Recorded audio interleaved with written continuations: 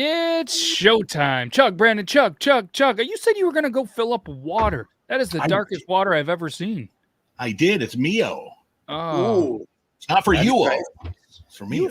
Fancy. So what's up, everybody? This is the Beard Laws Podcast, episode 113, the 113th time for whatever reason that we're still here. We've showed up, and Logan's here, Brandon's here, and we're super excited. Usually they call me Toby 2 is here as well, but he's working on a super cool project that I'd love to tell you about, but I'm not sure if I'm allowed to tell you about it. So I'm just not going to say anything, but something that if you follow all his social medias that you will be able to see shortly. But if you're listening to this on the audio only, there's going to be some news articles. There's going to be some stuff that's going to sound really good.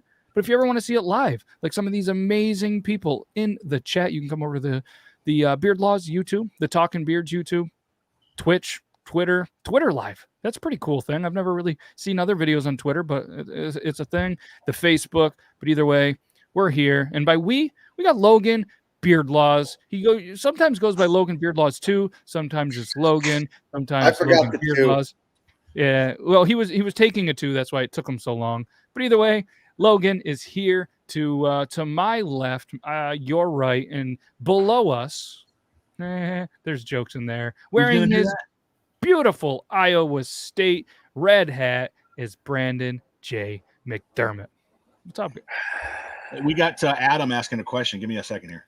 Oh, yeah. Adam is asking a question. Says, Brandon J McDermott, what's the next food court? He's going to come the next back. Food court is. He's going to tell you. He's going to do the thing. And while he's doing the thing, make sure you guys check him out. Brandon J McDermott on all. The next food court is now. Whoa! Look at that. You look good, bud. It's pretty fitting, too. Beard Laws. He's got a gavel and food court. That's pretty amazing. So, obviously, if you guys want to see any more of this amazing content, you know where to find a Brandon J McDermott. Logan, he doesn't really have anything for social media. So, well, you can go check him out if you would like. And shout out Squeaks Beard. Squeaks Beard. That is Bigwig. And Bigwig's a pretty cool band. So, shout out to anybody that listens to Bigwig. Toby lost. He fell off his curb, but lost his step stool to get back up. Yeah, he's kind of like a turtle. Sometimes he gets down, but he gets back up again because nothing's going to keep him down. Yeah, how about that song? That's a blast from the past. We listen to this station at work, and it's 103.7, The Bounce, and it's a Canadian station. So we're constantly listening to Canadian weather, which is in Celsius, not Fahrenheit. We're listening to the same 3 ads about a Honda dealer and just some Canadian stuff, which is and there's a Canadian maple shortage going on right now, which apparently is like a big thing up there because they keep saying, would you like to give your kids dry pancakes? And I mean, no, nobody wants that. What?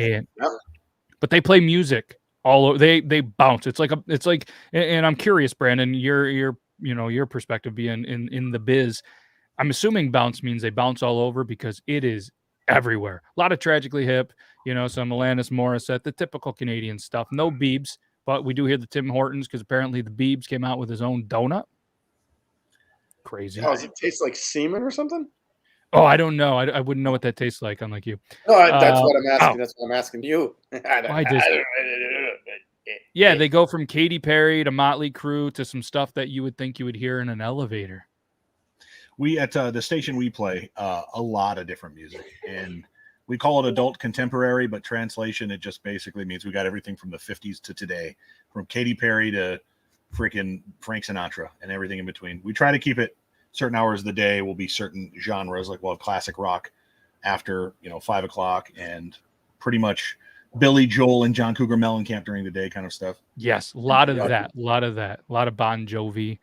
Yeah. A lot of this, and what's funny is because I'm telling you, they use the same playlist every day, but they just mix the order up. I think they just hit the shuffle because you hear Ballroom Blitz every day. You hear the same exact songs every day. It just depends. So when you're ending your shift, sometimes you're hearing the start of it as the beginning, and it's pretty annoying. But at the place that we work, it's the only radio station other than country that comes in.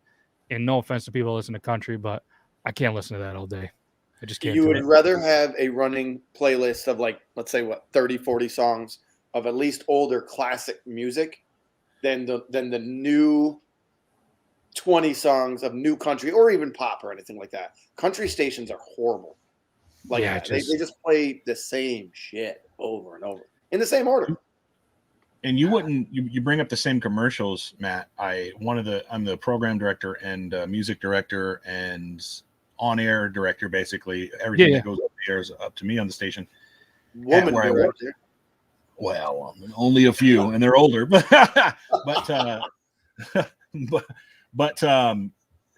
one of the biggest things that, to your point, is you have to have a variety of commercials, because if people are hearing the same commercials over and over again, the catchiness of them goes away, and then like it becomes even more annoying than hearing the same songs. So it's the J-Law way car dealership or something like that. Yeah, it's just stuck embedded in my head, and I would never buy a car in there. But so we got a little bit of a, well, yeah, shout out to your beard. 8 months tomorrow. Keep it going. We'll shout it out in another 8 months. But yes, Bieber Bits. So for anybody there, it's inspired by the Canadian singer's fanatical love of Tim's brand. So they did a collab with Bieber's, and they came up with 3 flavors of Tim Biebs, is what they're going by. Chocolate white fudge, sour cream chocolate chip, and birthday cake waffle are the 3 different flavors. 2 things. First of all, I don't know how to feel about sour cream donuts. I don't like the idea of having sour in anything that's supposed to be sweet. Second of all, you guys are a little farther up north. You guys have had Tim Hortons? I mean, we're a lot farther up north, right? Yes. Well, you're close enough to where I assume there's some up there, I guess. Yes, absolutely. Yeah, we have one, like right in our pretty much hometown, yeah. Yeah. Is it what everybody shouts home about, or? I love it. I think their coffee's fantastic, and I'm not like a huge donut guy. I mean, I like them, but if I eat them, then it's straight to pretty much the toilet. But they're good. They're good. They have some pretty good wraps like for lunch, and yeah, I think it's fantastic. I would much prefer Tim Hortons over. I mean, I've had a Dunkin' coffee. If we're going straight coffee, because when I try to order my coffee, I try to when I'm trying them new, same kind of roast. I'll just go with a medium hot coffee, just black, no flavorings or nothing. And compared to them all, I truly do love Tim Hortons. Yeah, like I'll have 6 donuts a year, and if I do, they're usually from Tim Hortons through my old job, and they're fantastic. They're great coffee. I don't drink it, so I don't know, but like kind of like what Matt was saying, like we have a bunch of places up here for stuff like that, and Tim Hortons is a thing. It's legit. I'm all for trying new things and trying new restaurants, and like In-N-Out and Whataburger and Zaxby's and Church's Chicken and Tim Hortons. I don't get any of that here in Iowa. So, yeah, I mean, we don't have a lot of the stuff, but it's funny because we have a city, but it's really small. But yeah, they got the Tim Hortons, they got a Dunkin'. But let's segue. All right, we could go on about what we love. Yeah. Let's segue. We're talking coffee. We were talking Tim Hortons because Justin Bieber has his own brand. So if anybody's tried them, let us know in the comments, or let us know on any of the social medias that you've had the Tim Bits. Maybe they're good, maybe they're not. I don't know. Like you said, I'm not going to judge it, and I guess until I try. But a man, this is the headline from MSN.com, and it has to do with some coffee. A man who probably drinks too much coffee sues Folgers for not giving him enough coffee. That's the headline. So, Logan, you got that confused look. I'd love to see if you think you know what this article's about before we dig into this. So he drinks too much, and he's suing them for not giving him enough? That's what the headline says. So what does he want? He wants a handout because he thinks he's a great ambassador for Folgers or something? Honestly, it sounds like he's a whack job.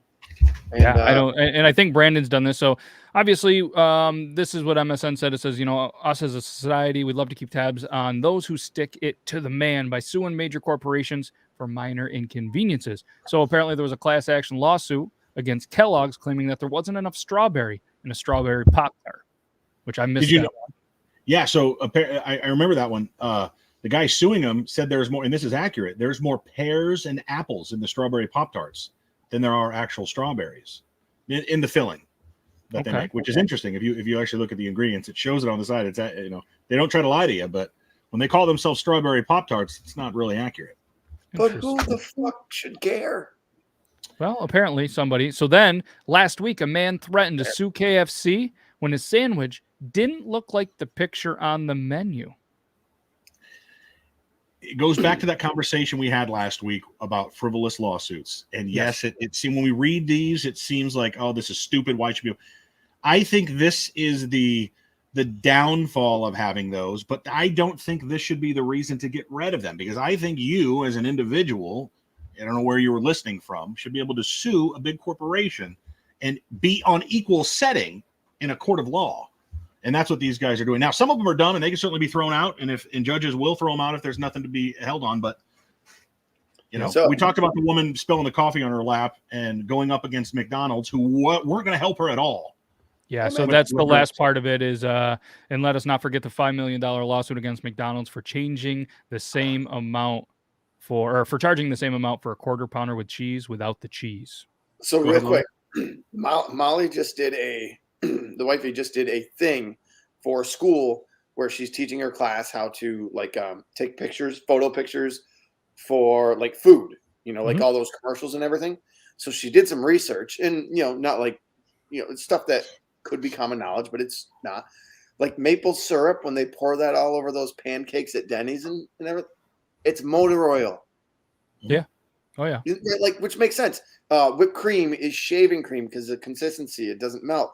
So if that guy really wants his food to look like the commercial, you know what? They should be like, here you go, bub. Give us here. And make I'm going to sue for $10 million because they gave it to me for looking like it. I don't know why that voice came out, but that's what I feel like. That was a nice voice. To McDonald's. This article you brought up, Matt, is very interesting because this guy, I don't mean to hijack what you were going to read into, but this guy sues them because he says on the side of the can, it says there's supposed to be something like 60 cups in a big Folgers can. Yep. Well, that's expecting, with the expectation of there being like a tablespoon per cup or half a cup per pot. Yes, but let me tell you, are you a coffee drinker? I'll drink it, but not on the regular. Coffee math is confusing. I don't know what it is, but like if you start to dig in this, and I've been trying to tell, I've told one of my favorite coffees in the entire planet is Java John's coffee. I love the coffee. He's a good dude. He's a guy that quit his job to pursue his passion in coffee. Was roasting right at the house. Great coffee. It's truly one of my go-tos every single morning. And I said, dude, you need a coffee math app because I'm telling you, it's confusing. And Logan, you might not know, but it's like the water ratio to the scoops, to the cups, to the ounces. And it's just, I don't know why. And people out there might just be like, oh, it's super easy. But it's not that easy. It makes sense. You're mixing. And if you like stuff extra thick or dark or not as in coffee, I don't drink it, but what are you drinking? A small mug? Or are you bringing one of those bad boys to work? Like that makes I used to work with a guy who this math thing really kind of ties in because he says, the consensus says the more coffee grounds you put in your coffee pot, the more bitter it's going to be. Well, he says, no, that's not the way it is. And I'm not a coffee guy. I'm not a connoisseur. I'm not coffee fanatics, to be sure. But he says the less coffee grounds you use, the more bitter it's going to taste. But the more coffee, generally speaking, put 2 scoops in, he said, it'll be less bitter and more flavorful. I'm not much of a coffee drinker, but that's kind of how I am. I usually do the 2 scoops to about 16 ounces of water is what I found is my ratio. So again, I'm curious if anybody out there has an easier equation, let us know in the comments. But yeah, let's segue, I guess, back to the article that Brandon was talking about. He said that it should be 60 cups of coffee. So the man who filed the lawsuit rustled up his own equation, which I'm super curious about it, and deducted that he was only getting about 68% of the amount. So he was only getting 36 cups of coffee. What the lawsuit didn't mention is that what is happening to this man's insides from consistently nearly doubling the suggested amount of grounds in his morning cup of coffee. And again, this was from MSN.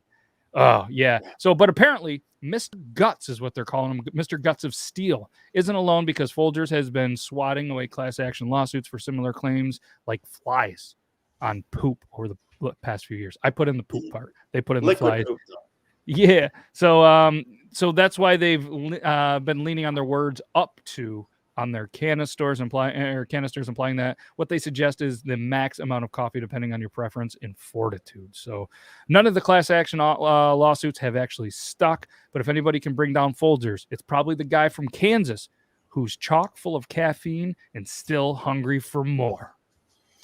I sent you, I think it's an interesting article and obviously great debate in the private chat.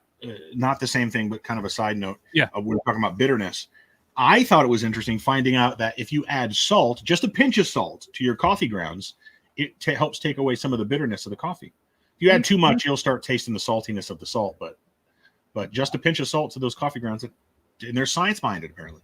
Wow. If science is behind it, it's right. So Jake made a cool comment real quick, is love the hat. This is a hat by an amazing group, Beard Mob. We had Monty that was on the show a little while back on this episode. We did a little segment with him, Jake, and Beard Mob. They have a cool little thing going with the big shave. They raise a crazy amount of money. I want to say it's like $20,000 or $25,000. Jake, correct me if I'm wrong. They're going to shave their mustaches off, but they're doing a big thing for You Matter, for like mental health and a whole bunch of things. They have some cool merchandise. I saw this hat and I said I need it. So they got a cool, it's awesome. Not only that, but the dudes behind the cause and the cause itself is just an amazing thing. So Jake, I appreciate you. Yeah, 25,000. See, I was right. So just a couple of great guys. And Jake, if you know the update on what the total roughly is, let us know. But if you guys want to, you guys can just Google on Facebook. You guys can check out You Matter. Use the hashtag if you want, or just, if you're on the social medias, click hashtag You Matter. Just an amazing, amazing thing. So Grim makes a good point on coffee. If you add whiskey to coffee, it helps remove your job.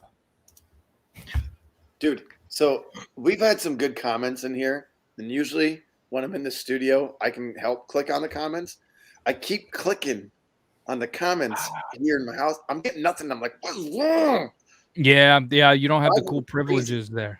It's in studio, but apparently StreamYard, which is the application that we use here, you can have members now. So eventually I can get Brandon some membership and he can start clicking as well. So if you guys see a comment, just read it out loud and I'll highlight it. So pizza. Cider Junkie just came in with exclamation pizza. So apparently on Twitch, if you do that, a slice of pizza is delivered to you at your door. If it doesn't work, then we'll work on there. Butter and coffee? What? No. What? Hopefully nobody does that, but I've heard of it. I've never tried coffee. You don't need lube for coffee. No. You're technically lubing yourself. Although if I was ever to drink coffee, I'd probably have to add butter to it because I add butter. What about honey in coffee? Has anybody put honey in coffee? No. Well, honey comes from bees, and I have a cool segue from that article. I was hoping somebody would bite on it a little bit, kind of like a bee sting, but either way, yeah, right. Okay, there's your go-to, Joppa Joe. Okay, I like it. Yes, honey works, and without bees, we wouldn't have honey. And thousands of bees make it out alive after being buried by La Palma volcano ash for guess how many days, Logan? Hold on. Don't think too hard. 25. Close. Double it. 50 days. Shit. Yeah, the honeybees sealed themselves in their hives, creating cocoon-like environment. And this to me is just crazy because, the whole thing, and I don't know if they still are, but weren't bees going extinct or are going extinct? I probably should have looked that up, but. Were they in the Plava? Where's the place? Where's the volcano ash? The La Palma volcano? Oh, Palma. That's what I meant. The Canary Islands. Yes, Canary Islands. They burrowed themselves. Last news yesterday about that. Underneath volcanic ash. Is this correct? Yes. Yeah. So they were already under obviously the volcano did its thing. There was a bunch of ash. So when they were in in their hives, they just kind of stayed in their hives and almost used it as like a cocoon. Whoa. That's cool. So go ahead. If you've got your post-apocalyptic bingo card and you had lava bees, you can go ahead and mark it off. Do we have a winner? My God. I mean, that's awesome. I mean, who doesn't like bees, especially with, everything that's happened to them in the last 30 years, but man. Yeah. So like an enforced hibernation, this is an article by the CalgaryHerald.com. And like an enforced hibernation, many of the beehives on La Palma. Am I saying that right? La Palma? Yes, La Palma. It's Canary Islands, Spain. I read something about it yesterday. Okay. But not the bees part. So so the beehives were buried under volcanic ash after the Cumbre Vieja, pretty sure said that wrong, erupted in late September. So for anybody that doesn't know, big volcanic eruption. I don't even know if it was big, but it sounds pretty bad. I mean, bees were covered in ash, and then these 6 hives were situated just 600 meters from the volcano. When they were finally dug out from under a meter of ash on the 6th by rescuers, who did suffer some stings, found that 5 of the 6 hives had survived. That's a good survival rate. Oh, yeah. And hundreds and thousands of bees undoubtedly happy to see blue skies again. So they had sealed themselves in by creating propolis. Is there any other bug that could bring a heartwarming feeling like that? I don't think so. I don't think so. No spiders, no ants, but some honeybees. Right. But I mean, so if spiders made honey and you could eat it, would we like spiders a little more? Like if bees were assholes and just made webs and like were inconvenient but had no purpose in this world, but spiders, they did all the things that bees did, would we like them more? I would. Because they're messy. You know what's funny about messy? What do you mean they're messy? You mean because of webs? Look, I like a nice Charlotte's Web in a corner of a barn. Like in my basement, in a Disney cartoon, like right, like there in my basement, there's spider web that's dusty in my garage. Anyway, you know what I'm saying? Like if spiders were cleaner, and there's bug carcasses just laying in. I get you. So here's my thing. People hate spiders. I do not mind spiders at all. That and house centipedes, don't mind either of them because they're eating all the other creepy, crawly, crappy things that. All the creepy. So what I find fascinating too is what the bees did. They apparently realized something wasn't right. So then they used this propolis, which is a resin-style material, and plugged all of the gaps. So they were able to survive on the food reservoirs that they had, or the food reserves that they had, and as the owner had not collected the summer honey. That's so crazy. They were able to just eat their reserves, almost like they had a stockpile, like for the people that had the apocalypse. Bunkers and stuff, sealed it all in and just survived for 50 days. That's pretty crazy. Isn't it? Problem is after they get out, so that eruption like displaced like 7,000 people. And so like, unfortunately for the bees, they probably had to move because there ain't any plants around anymore. But good for them for like knowing they were on top of their shit. Pun intended. I'm sure they were on top of their shit. Has anybody seen bee poop? Like, what does it look like? I've never seen. I don't know. I'm sure they shit. Everybody poops. I read it in a book. Yeah, dude, you poop in your house, don't you? You know how you extract honey? You scrape their house. Half of the honey is poop. It's got to be. You think so? We eat it. Where do spiders poop? Ooh, right in Logan's mouth every night. Blur says, Logan, did the spiders talk to you? I think that's enough. Yes, they do. But yeah, just a cool thing. Then there was all these studies from Hawaii, and they got into this and that, and I started to lose a little interest because not that science isn't cool. I'm not a huge science guy, and they were using words that were really hard to pronounce while live on a show in an article that you didn't read before. But apparently, each hive can house. I want to ask you guys. How many bees do you think can house in one of these hives in the spring? 750. Okay. What'd you say? How many? He got 750. Oh, I'm going to say. You're going to just say. I'm going to say 7,000. 7,000. Okay. Each hive can house between 30 and 40,000 bees in spring and between 20 to 25,000 when there are fewer flowers. If we're playing Price is Right. White? This is white. Price is Right, Brandon. I just won. Just let you know. Wow. Yeah. Hey, what's up? What's up? So we were talking about an article. Volcano went off, and bees were able to survive in an own thing. All right. So that's pretty crazy. That's absolutely crazy. And if you guys are just joining, we appreciate it. If you're still listening to the audio of this, we appreciate it as well. And you probably read the title, Bees Survive a Volcano. The next one, and then there was a man drinks too much coffee and sues.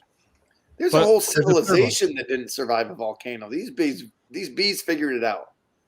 The people in Pompeii, not so much. Yeah.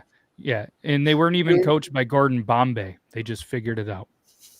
I don't know. We have nothing to talk about ducks. But the last one that is in the description, but not the last article we are going to talk about, is an old couch sold. So that could be pretty much anything, right? Just an old couch sold. But I mean, if it made thesun.com and we're talking about it on the Beard Laws podcast, it's got to be something pretty crazy. So do you guys have any guesses of what happens with this whole couch selling scenario? Brandon, if you read it, then obviously you don't get to guess. But I know Logan can't read, so. Brandon, what do you got? Any guesses? Oh, I've read it, so I can't. All right, so let's make Logan look stupid again. So here I'll give you a guess. Woman sells a couch on Facebook. Okay. I would buy couches. I would buy old couches just to see if there was money or something in them. I would never sit or lay on any old used couch. Nope. Again. You know what I did in college?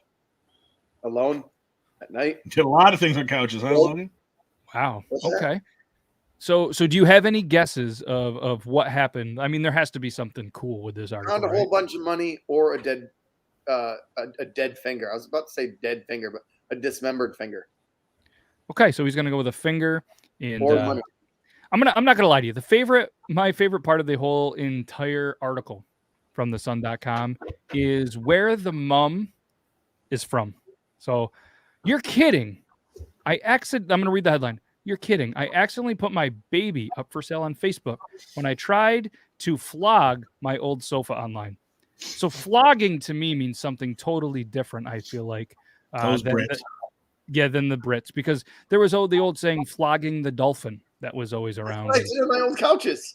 Yes. So that was the segue for Logan in the couch. But guess where this woman's from? A little town called Bungling. So she was flogging a couch in Bungling. Come here, you little bungling. Yeah. So a Bungling mom accidentally put her baby up for sale while trying to sell her sofa, insisting the tot needed to go today. I mean, that's a pretty big mistake to accidentally almost sell your kid. Reading that, you think this mom is terrible. She's horrible. Why would you sell your child? Yes, even though probably some parents out there have done that, have tried that. Yeah. So Lucy Battle had been trying to flog the old 2-seater couch when she accidentally included a picture of her son. And of course, the picture that they sell is a attractive woman with what appears to be, I'm going to guess, probably 25 euros in eyebrows, 30 euros in eyelashes, and probably 40 euros in lipstick. A cheetah print dress thing that has the shoulder, but then comes down over and reveals the other shoulder with what appears to be a very stretched butterfly tattoo. You can't, it's hard to raise a kid if you're okay. So I'm gonna show you guys the picture. Obviously, if you are listening to the podcast only, you can't see it. But how was the description? Dude, of course she wants to sell her kid. She can make more at any point for the next 30 years. It's the ugly people that don't want to sell their kids because this might be the only one I get. Okay, so here is the picture. So it was a post on what appears to be, I guess where we are, there's Facebook Marketplace and places like that. You could post something. Yeah. So it says, Morley folk and those from surrounding areas need gone today. And it's a picture of her son and then the couch. Sofa suite, Leeds, England, $1, euro. So you see where the mistake was. She likely, you go to Facebook, you go to add photos. She erroneously, accidentally included a picture of her son. Yes. And but it was the prominent picture probably in the post. Yeah, that was a tough one. Nobody knew it was the couch that was wanting to go. No. But it instantly had 130 likes, the little laughy face like you can do on those sites. Hundreds of users mocked the mom. What's that, Look? The mom is only rebutting because someone called her out on it. If someone in that village or nearby was like, dude, I will give you so and so money for that kid right now, she'd be like, peace. Yeah, I mean, so got she made posted fun the of pictures. on the and- interweb, and she's backtracking. Yeah. She posted the pictures of the 7-month-old on the so it was local Facebook sale group. Didn't realize her mistake until apparently the comments started rolling in. Apparently, she said, "I just somehow managed to upload the wrong photo when I was choosing them for my camera roll, and unfortunately, it was Oscar." It worked out though because one of the messages was someone actually inquiring about the sofa. Most of them were just people making jokes about me giving away my son. I didn't expect it to go so far. Hundreds of people hopped onto Lucy's post to make jokes about her mistake, asking how the top was with other children. One commenter joked, "Can I swap for a teenager?" While another said, "How's he at washing up?" A third laughed, "What's he like with other babies?" After realizing her mistake, Lucy did clarify that she meant the sofa rather than her son. Then she added, "Thanks for all being nice through this and understanding this was a genuine mistake. I do not want to give away my child." And first off, my question would have been, how is he with other furniture? Ooh. Yeah. Secondly, after I would have just driven to her house with the money and then been like, wait a minute, false advertising? Sue! You could It have. happens. Mistakes happen, and I guess it's funny for this news agency to be able to post this article, but yeah, I'd give her a pass. Yeah, I mean, she's 20. She's a mom, and I mean, she just wants to sell a couch. It happens. I mean, she probably posted so many pictures on Facebook and Instagram, a little Oscar, that I could see it as an honest mistake. But one thing I do question is on the picture, there's these little beads right here, right by Oscar's mouth. I feel like that can't be a good thing for a baby. Like he chews those right off. He's swallowing these little beads. Yeah, I those don't. aren't those chewy types, are they? Yeah, I don't. With the name like Oscar, he's going to do good things. Yeah, I just feel like that's a bad choice for beads because those are going to end up in there. The next thing you know, he swallows them, and you're going through that kid's poop. Which I guess if it's in a diaper, it's not that bad because I mean you're there anyways. Already survived the great selling of 2021. Dude's going to do good things. Yeah, Amanda makes a great point. Mom brain. I mean, I've never had one of those, but I've had that kind of like tired dad brain where you're just kind of you've had a lot of coffee, but it just doesn't help because you're probably drinking Folgers, even though it's the best part of waking up when you have a baby. It is not always the best part of waking up because it's just screaming nonstop. And you might not have enough Folgers in your cup, apparently. Yeah, and maybe that's a thing, but yeah, I know. Brandon, you got anything else on that article? Because if not, we're going to segue. Let's move on. Let's forgive that mama. All right, so the mom has been forgiven from bungling for flogging the couch. We're going to move on, and so obviously we'll kind of segue. We got a nice little segue here. We're kids. You have a birthday party. You have that mom brain, whatever else. And what's one thing that you always kind of, maybe not always, but it seems to be, at least where we are, a little bit of a thing where you rent a bouncy house. All right. Pretty cool thing to rent. The kids love the bouncy houses, and I'm sure everybody has. But apparently there was a company that kind of messed up the castle a little bit on their bouncy house. This is an article by stuff.co.nz, where a company, the Hastings Party Company, they definitely made an impression on social media with a very big bouncy house. So I'm just going to kind of read this a little bit. Leave the kids at home. This bouncy castle should be for adults. So the Hastings Party firm, the Mad Fun Company, has had more than 800,000 views on social media with its new bouncy castle, which features, well, you guys could probably guess what it probably features. If not, Logan, what's your guess? Brandon, did you see this article? I saw the article. .nz, is that New Zealand? I'm going to go with yes. Yes, it is. But the dark part of me wants to say something other than what I'm going to say. So I'll just say kangaroos. Okay, what were you going to say? What was the dark part going to say? What's the obvious choice here? Adult castle, bouncy house. Dildos. Gotta. Dildos and weird things. Yep. Wieners. They made a bouncy house with giant I guess if we say it properly, then it's okay. But yes, giant male members is what we'll call them. Honestly, those are mushrooms with little sprouts on the bottom. That's all those are. I don't know why you're. That's obvious. One of them's got a bend in it, man. Yeah, and they're crossing the stream up here.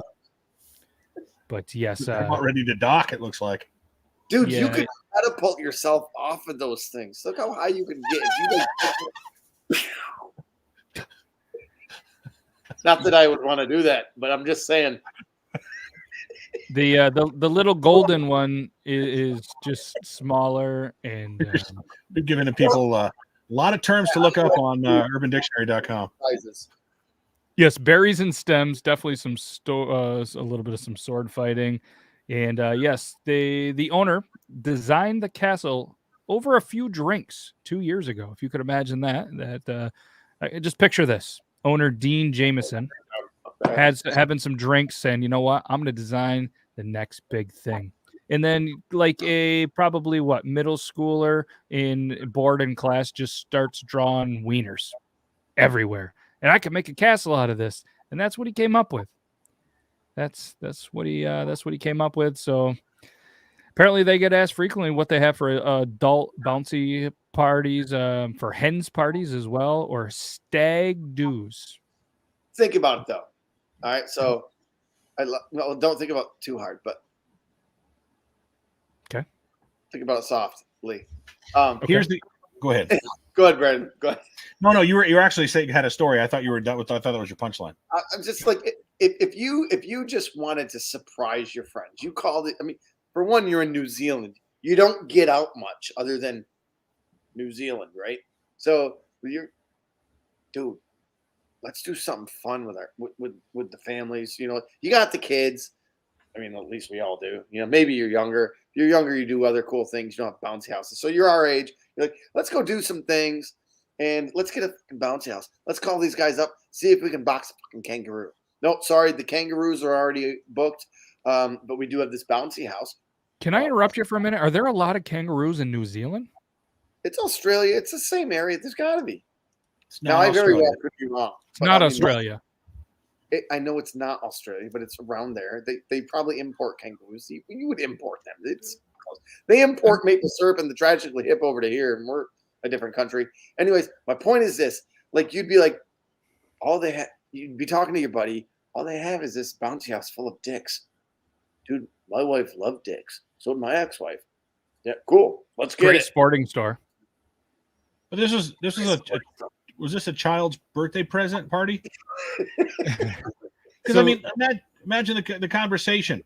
Henry, did you get that bounce house for the kid's birthday this Saturday? Yeah, Medrith. I'll get to it. I'll give him a call tomorrow morning. So no, this was specifically designed for adults because apparently they get asked enough, like, hey, do you have any bouncy houses for adults? So naturally they went with the penis. I don't know why. And apparently, though, it's been rented out 13 times. 13 whole times it's been rented out. They haven't done any marketing for it specifically because they haven't really figured out how to market it. But 2 days later, the post got 800,000 views and amassed more than 27,000 comments wanting to get their hands on the inflatable. So they've been intruded with bookings and inquiries for the castle. Even people in Australia, where kangaroos are, not in New Zealand, and as far away as Canada are reaching out for this. Dude. Yeah. I would rent that thing. You want to know why?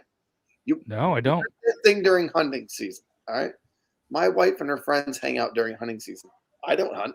I stay home. All of a sudden, hey, wife, why don't you invite your friends over? We'll have some drinks. You guys bring the kids. I'll hang out with the kids. You guys go outside. I got you a bouncy house. They all walk out there. It's going to be the funniest thing you've ever seen in your life. I disagree. I've seen a lot of funny things. No. And it's going to be cold. It's going to be dark because where we are during hunting season, it's dark from like 8 a.m. to 4 p.m. Wear a hoodie. hoodie. Season start for you guys. When does it start? Yeah. Let's say October. Ours starts Saturday for deer here. Oh no, it's been going on for a little bit. I don't hunt either. I don't hunt. Yeah, but definitely no kangaroos. or during July 4th. There you go, Justin. It's a gag gift. Well played, Justin. Well played. No, but I give a thumbs up to the bouncy dick house. I think that's funny. You give double fists up? Is that what you said? Double fist up. I think there's a ton of potential for a whole bunch of fun to be had later on if you get a whole bunch of women bouncing around that thing first. Just saying. Well, just imagine being the bouncy house director and you're like tired of hearing all the adults ask if they can have one. I'll build them a goddamn bouncy house if I ever saw one. Yeah, they're a bunch of dicks. Oh, why don't I? Yeah. Well, you know what? This is an interesting segue. I feel like it fits. There was an interesting Twitter post about an alarm clock, and a lot of people really liked it. There was 10.2 thousand retweets, 3,401 quote tweets, 107,000 likes on an alarm clock from Phillips called the Smart Sleep. Personalize your wake up, fall asleep faster. And apparently it's an alarm clock that looks slick, squishy, and maybe just a little bit. We're going to show the thing. No, that's what. That's the alarm clock. Logan was flogging himself on the couch. Now we know what he was doing it with. Yes. So we have, I guess, Brandon, how would you describe, and people in the chat, how would you describe this alarm clock to people that are listening to the podcast and cannot see this picture? Flesh-like. Very flesh-like. It is circular with flesh colors in the middle, and then there's like a nut. It almost looks like a donut, but with a human aspect. Well, it's sponsored by Hortons, by the way. Yes, and maybe the keyword aspect, it definitely puts the ass in aspect, but it's a very interesting design. I would love to see what Phillips was thinking. I also think that there was probably drinks involved in this design, and just an interesting. All right. So you've had a good night's sleep, right? You roll over. Maybe you haven't. Maybe you have. Maybe you're miserable. You have not had a good night's sleep. Let's go with that. Alarm clock starts going off. You're like, come on, geez. You roll over and boom, there it is. You'll be like, I'll get up. I thought you were going somewhere with the come on comment. There's only one way to shut it off, Logan. Exactly. Like that's something right there that it's not for everybody. Well, so you can unlock it instead of using your eye, your face, or your finger recognition. I think Phillips has a different technology because there was a lot of comments in there. What goes inside the hole specifically, Phillips? Yeah, and it's interesting. That's hilarious. Imagine waking up to that. Like you'd be excited but creeped out at the same time, but no one's like if you're single, excited, creeped out. That's disgusting, but no one's around. Or she's sleeping. Just saying, that's a thing. Yeah, that's an interesting concept, Phillips, and yeah, I mean, good for you, good for you on that. I'm curious what it costs because there's no point in there. I haven't seen anything. I haven't seen that Phillips responded to any of the questions as well. But maybe let me look it up real quick. The Phillips Smart Sleep price. Here, you guys have any guesses on what that would cost? Oh, that's at least $169. $69.99. $69.69. Wake up naturally with personalized sunrise stimulation is what it's supposed to be going.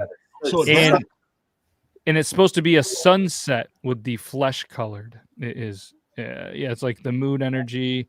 And it does come with a midnight lamp, FM radio, phone charging dock, power backup, speaker, auto dimming display, and smart snooze.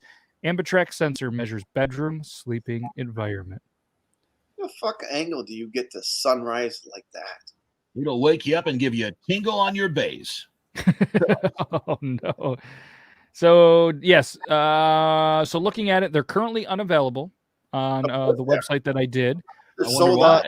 The people in New Zealand. Yes, so many of them. But so you guys have a guess? We'll do the Price is Right rules again. I'm saying $169.99. I'm going $69.99. All right. The price is $99.99.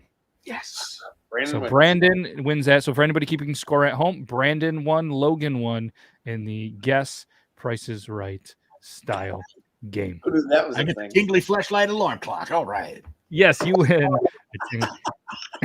Yes, I'm surprised nobody said $69.99. Amanda, great guess. Brandon, you can have that one, but Oh, if this I'm was gonna a hold showcase showdown, I'd probably be like, I'll pass. I won't be having anything here. I'll be holding it. Yeah, man. So this is an interesting segue, but I think it fits here. Feels fucked up. In an article by the brobible.com, headline reads, Preacher who claims shape-shifting reptilian alien tried to sleep with her stirs up so many questions. So as we all know, the real truth about UFOs and aliens is definitely out there. The government has all but admitted it. Had numerous former and current officials gone on record. Yeah, there was this whole thing, which I didn't read. Like I feel like people wanted to know this stuff like for a long time. They released all this stuff. And then I haven't heard any more about it. Like, did you guys ever read what happened with the whole alien release stuff? Like, was it a cool thing? I never looked. Either way, what do we got here? Yeah, so Gilbert knows all about aliens, which is apparently a preacher named Sharon Gilbert. Knows all about aliens because she says one of them came to her disguised as her husband and tried to make love to her. Sure. Why wouldn't you? So she was on the Jim Baker show. Yes, that is still somehow something that exists. I'm not sure what that show is, but Is Jim Baker? I think isn't he like some weird evangelist thing? I could be wrong. I have no idea. I have no idea who Jim Baker is, but Is it this? How do you spell Baker? 2 Ks, Bakker. Yep, that's Am the I one. right, Brandon? Yep, that's the one. Okay. Okay. I mean, So she was on. unless Yeah, it's- she was on the show, and it says after Derek and I got married, this other Derek appears in our bed. The real Derek is lying down next to me. Other Derek sits right up out of him. It startled me. I knew that was not Derek. So I asked this critter, "Who are you?" Because he clearly wanted to have sexual relations. He said, "I am your husband." Freaky, she says. So Gilbert, the co-host of the Sci Friday Bill, the science news from whatever Christian world. Yeah, so apparently it was a shape-shifting reptilian alien, was just going to have its way with Gilbert. The last time I knew, he was really desperate. And I asked him again, "Who are you?" She continued. He told the same answer. And I said, "I am not going with you." Yeah, First off, it was creepy because he asked if he could have sex with her. She wasn't used to that. Oh, wow. All right. Let's see. Then they just kept going on. They talked about Jesus for a little bit. He had apparently, it came back and had little creatures with him this time. He brought these little halfling creatures, and they looked like gargoyles, and they were very reptilian as well. Beneath the face of Derek was a reptilian, some kind of creature. So beneath the face was this creature, probably similar to what visited. And then I'm not into alien talk, so I don't know the references.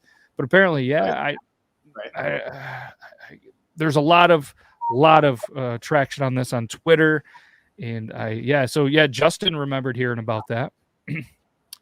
It's amazing to me, and it shouldn't be, the amount of conspiracy that folks. I mean, like it conspiracy breeds conspiracy. Folks love to rub elbows with other people who even believe in this stuff. When it comes to TikTok and Twitter and Reddit, I mean, oh man, you get yourself into an echo chamber and you'll start believing a whole bunch of stuff.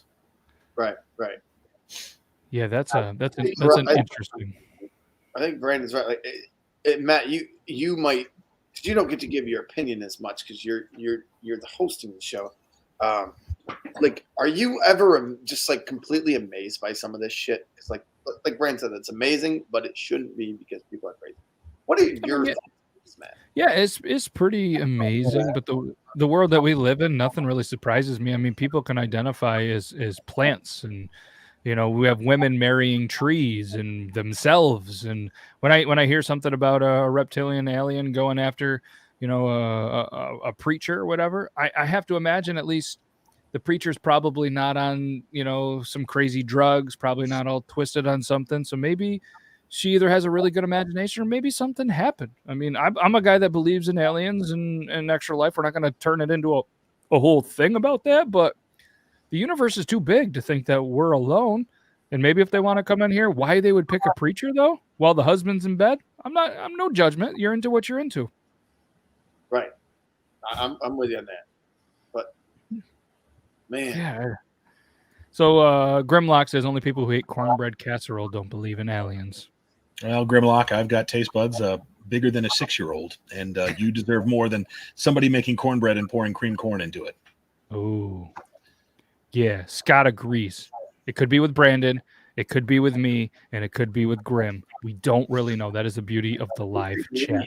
But what we love about the live chat and what we love about our viewers is a little something that we have, which is called the picker wheel. It is a wheel that looks pretty crazy. It's like this, where you, the viewers, or Brandon, or Logan, or Toby, when he's on here, we suggest something that it goes on the wheel, we spin it, and then we talk about it on the show. Last week, we spun, and it was our favorite Jim Carrey movie.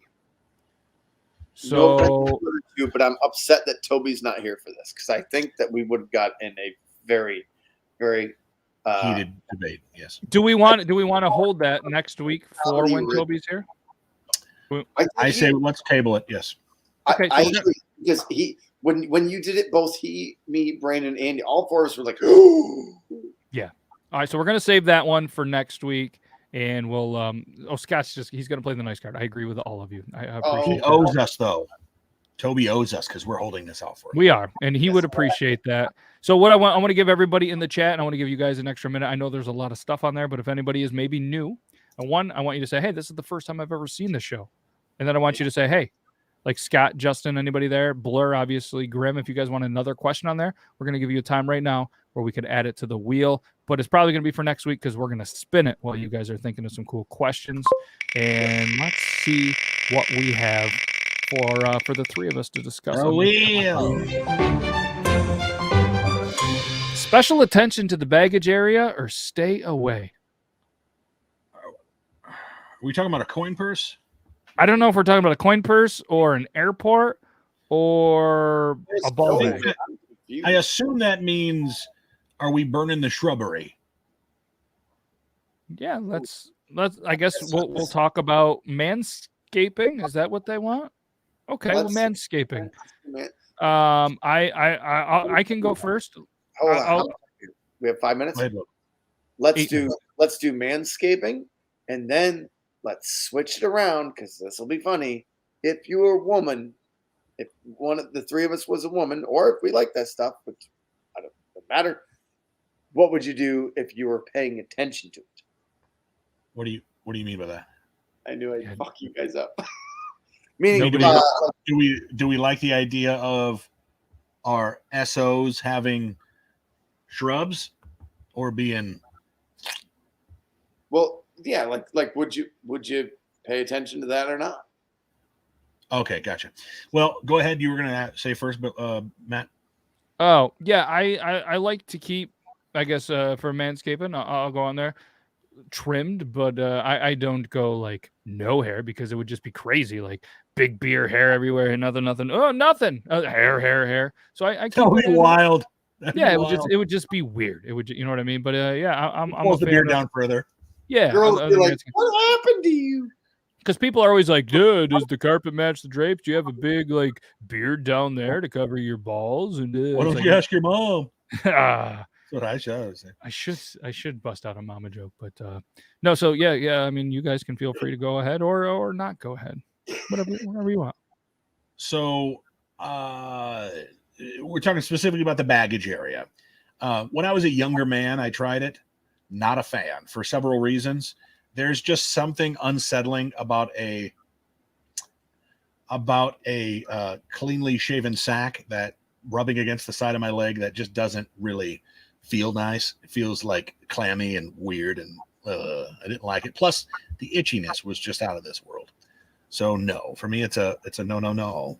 He's got a no. Charity ball, no. Myself, man. Logan's like, well, I got a guy who takes care of it for me. It only Mistrella's costs Barbers. More than just a beard trim and a haircut. No, I was about to say it comes and goes, but that's really not the right thing to say, right? Like, but I guess times yes, times no. Like what Brandon was saying, when you get way underneath, I don't know. There's things that you got to do if you're gonna go that far deep. Much like if you're shaving your neck, you got to put the stuff down there, not just 1 day, 2 days. You got to treat it's if you're gonna go that way, treat it. If you're not, that's okay. I guess that's without getting into too much detail. That's where you got to go. It's probably a good idea. We shouldn't probably. But honestly, the other thing though is that like you have to be able to see what you're doing if you're doing it. Hey, honey, I need your help over here. Absolutely. That makes sense. You don't take a razor to things you can't see, and you don't even take a buzzer to things you can't see, because that's just freaking dangerous. And maybe if ever anybody from Manscaped's watching, we will have you as a friend, we'll call it, of the show, and we'll ask this question again. But we're gonna move on. We're gonna spin it again for another question to end this wonderful little episode 113. Sweet or savory? Brandon, I want you to kick it off. I don't think you need to choose one or the other. If I were pressed to choose one, it would just change by the week, man. I'm more of a savory person usually. I don't but I'll go into kicks of getting, boxes of treats like those Christmas treat cakes and eat them. But for me, man, if you can tie sweet into savory, like chicken wings with a little bit of sweetness to them or something like that, man, you're doing it right. But I like mixing the two, and I don't think they need to be mutually exclusive. But if I had to pick one, savory. Okay.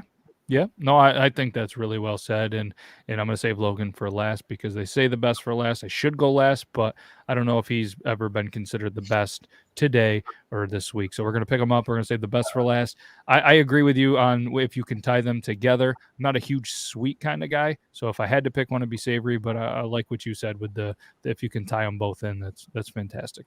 Like a Thai peanut sauce. I mean, like peanut butter and a spicy Thai sauce, man, that's sweet and savory to the moon. Basically, when you just said sweet and savory to the moon, Brandon, I lost all my. That was easily the sexiest thing I've heard all day. So yeah, I mean that seems like it could be Bruno Mars's next hit. Yes, sweet and savory to the moon by Bruno Mars, and then a whole bunch of weird dancing and pop music. But you started it. I agree. I like my sweets. I don't eat sweets ever, almost never anymore. These are my sweets. So sure.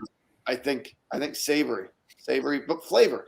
No matter what anyone's flavor is, enjoy the flavor, do the flavor, mix the flavor a little bit. Like I love my hot sauce. In my old age, I don't mind a couple drizzles of Grande from the local tavern to go on the hot sauce. I got some drizzles of Grande you can have. Yeah, you want some Grande drizzles, boy? Brandon, you were going to say something? I'm glad I'm not in your studio right now. Well, there's plenty of room. I didn't mean to cut you off there, Logan, but I will say this. Side note also, when it comes to tying flavors together, peanut butter and jelly, chocolate and peanut butter, the two have to the flavors can't be drowned out and then take away from the original flavors, and then it has to create something. The two have to make something better than the individuals. Yeah. I'll give you an example of something where it's gone wrong. The people who make bacon pancakes. Now, let me explain to you. I've done it before. I've tried it. The reason it doesn't work is because you are taking cooked bacon and you're putting it in pancake batter. You are now taking all of that flavor from the bacon that's going to be tied into the pancake batter. So all the flavor and the grease is going away. Now you just got a flabby piece of meat that doesn't taste as well as it did without. And now you got a pancake that doesn't taste like pancake. It tastes like grease, which is okay. But the pancake on its own, the bacon on its own, you can eat them together. You can stack bacon on pancakes, but doing the bacon in the batter, it ruins it. And so you have to have the two flavors that have to be. I'm glad you said that, Matt. Hold on, before we close, Matt. I think we talked about this. Do you guys like the hot dogs on bacon? I think we talked about this a few weeks ago. I cannot do it. I like a hot dog during a baseball game. I love bacon. Bacon is my faves. I cannot eat a hot dog with bacon because it ruins the bacon. Exactly what I love them both. I put them together. I think it's disgusting.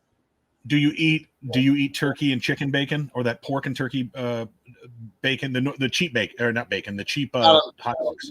Not on purpose. Oh, okay. Like, it's there, yes, but no.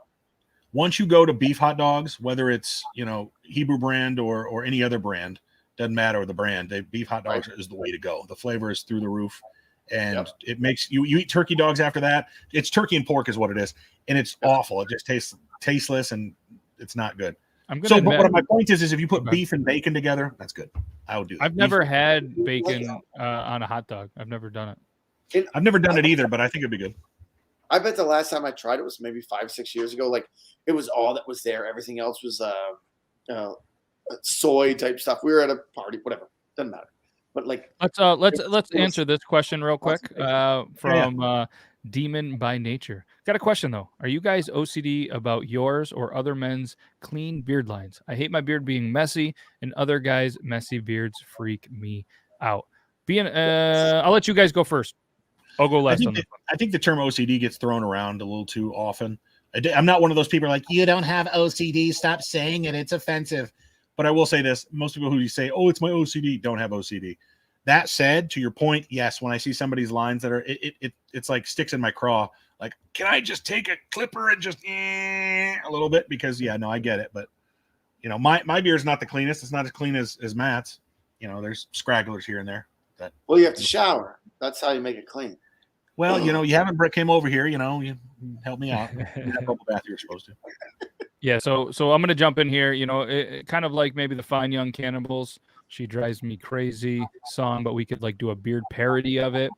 And like you said, I personally don't love those clean beard lines that you see on some people where it's just like they just have it too clean, a little rounded. Me personally, I love obviously bigger beards, but at the end of the day, I love all the beards. Yes, if they're just messy, they're not putting in the right products. You can just tell if somebody is just kind of neglecting their beard. They probably neglect their wife and their kids as well. I mean, it's just probably a personality trait. Like if you can't take care of what's on your face, you're probably not taking care of anything. Is that being a little judgmental? Yes. But I'm just saying it doesn't drive me crazy anymore, with the OCD term. Thankfully, it's not an OCD thing, but I see a lot of beards that could use some help. And I love when people approach me, whether it's in person or on the internet, and they do ask for some advice. I give what advice I can do because I do take a lot of pride in trying to help beards. But yeah, the people that they just don't like, they start dreading up and they look nasty.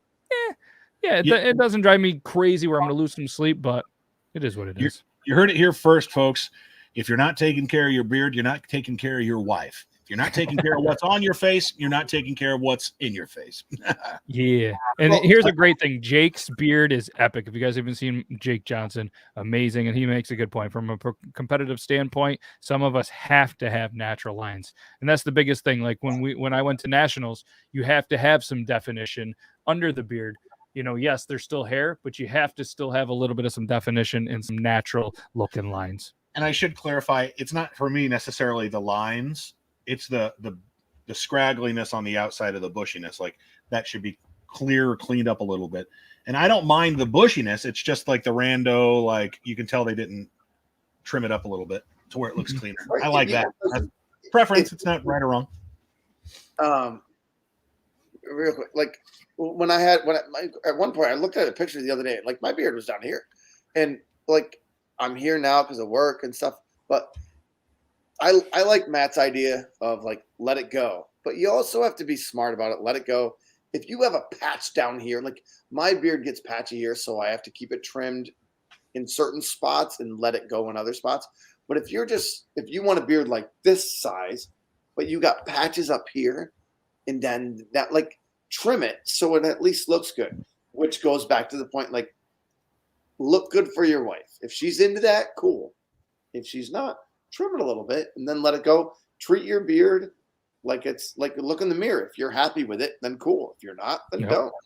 Grow a beard for you. Don't grow it for anybody else, because at the end of the day, it is your beard, your face. All right. So, yeah, it's 10:04. little bit past our time. So this is the point of the show where there's no need to be sad, but we are going to tell you guys our goodbyes. We're going to be back next week. And if you're bored, Tuesday is Triple T. You guys can come out same place, same time. But obviously, feel free to check these guys out. What? What he says, my cheeks have disconnected columns that come up my face, so it just gives a whole look. Basically, like mine when I don't let my grow in, right? Remember my patches? Yep. So shave, let those go, and shave the other stuff, and let it get thick for a while, and then you'll be all right. You'll figure it out. Absolutely, yeah. So it's amazing. And if you guys have any questions on any beard related stuff, just shoot me a message. Email Logan@beardlaws.com. Maybe he'll check it. But either way, what I want you guys to do, if you feel like you want to support the show, we're gonna bring the Patreon back. So maybe we can get some money in here, some exclusive stuff for the viewers, and then maybe these guys can get a little chunk of this money, because right now splitting 3 ways is super easy. But either way, if you want some merchandise, beardlaws.com. Brandon J McDermott, Google it. He's got some good stuff as well, but follow him on all the social medias, Brandon J McDermott. And I appreciate not only, whether you're a new face, whether you're an old face, whether you're a bearded face, or whether you're a clean shaven face, but more importantly, I appreciate you dudes in the studio taking some time every week to do this.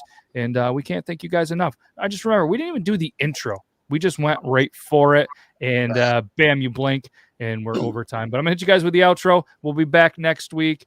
Hopefully you guys have a good rest of your week. Stay safe. Stay bearded, everybody. Thanks for having me. Peace.